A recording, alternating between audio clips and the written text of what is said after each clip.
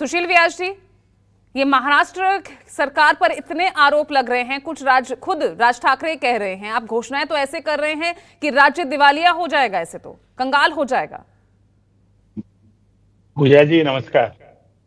भाई धनंजय गिरि जी ने एक शब्द यूज किया, वेलफेयर स्टेट, जिसकी व्याख्या भारतीय संविधान में भी है। डायरेक्टिव प्रिंसिपल के माध्यम से वेलफेयर स्कीम्स लाना, एक जो सत्ता में कोई भी सरकार होती है, चाहे राज्य में हो या केंद्र में, उनका कर्तव्य निर्वहन होता है। और जनता के किसी वर्ग को अगर आर्थिक रूप से संबल बनाना और उनको सशक्तिकरण करना अगर जरूरी हो, तो संसाधन कहीं से भी जुटाना पड़े, उस वर्ग को, चाहे फिर वो महिला हो, युवा हो, उनको योजना इस तरह की लानी पड़ती है उनको आगे बढ़ाने के लिए। अब भाई राकेश सेठी जी की मैं एक क्लेरिफिकेशन कर दूं कि ये जो टोल बंदी के बारे में उन्होंने कहा, राकेश जी थोड़ा सा पढ़ लिया कीजिए, होमवर्क कर लिया कीजिए।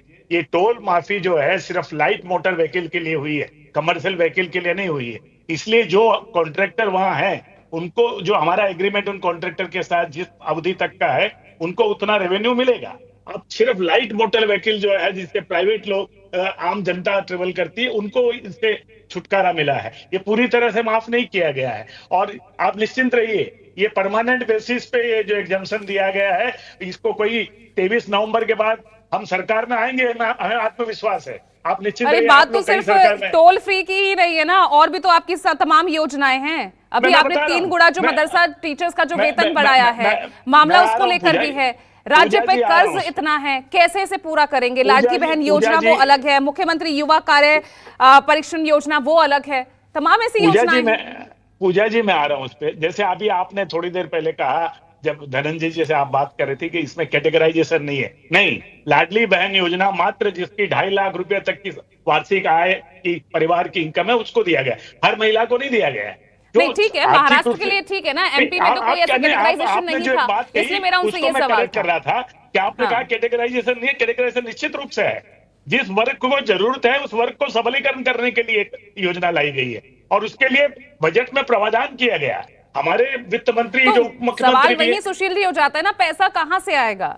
पहले ही 8 लाख करोड़ के कर्ज में राज्य आपका डूबा हुआ है, और उसपे आप और चुनावी घोषणाएं और घोषणाओं पर घोषणाएं कर रहे हैं। पूजा जी मैं माफी चाहता हूं, जब ये लाडली बहन योजना और युवा कुशल प्रशिक्षण योजना, जिसको ये यंग स्टाइफंड की बात करें, 6,000, 8,000 और 12,000, जब इसको लागू किया गया, तो बजट के अंदर जो एक प्रावधान होता है, बजट में जब प्रोविजन हो जाता है, तो इसका मतलब वो पैसा हमारे पास उपलब्ध है, तभी हम दे पाएंगे। तभी हमने महिलाओं को 5-5 महीने का ये जो 1,500 रुपया पर महीने के हिसाब से दे दिया।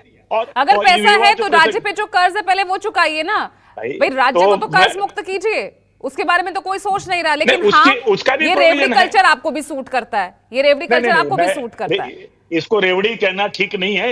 ये जो जरूरतमंद लोग हैं, जो सशक्तिकरण उनको करना जरूरी है, उनको सबल बनाना जरूरी है, इसलिए ये कल्याणकारी योजना लाने। और संसाधन अगर कमी है, मान लो कर्ज है, तो उसको उतारने का एक तरीका अलग है। क्या महाराष्ट्र अकेला प्रदेश है जिसके ऊपर कर्ज है? क्या जो मैंने तो ये बात कही, ये तो मैंने शुरू में ही कही कि महाराष्ट्र या हिमाचल या कर्नाटक ये अकेले ऐसे राज्य नहीं है, हर राज्य कर्ज में डूबा हुआ है।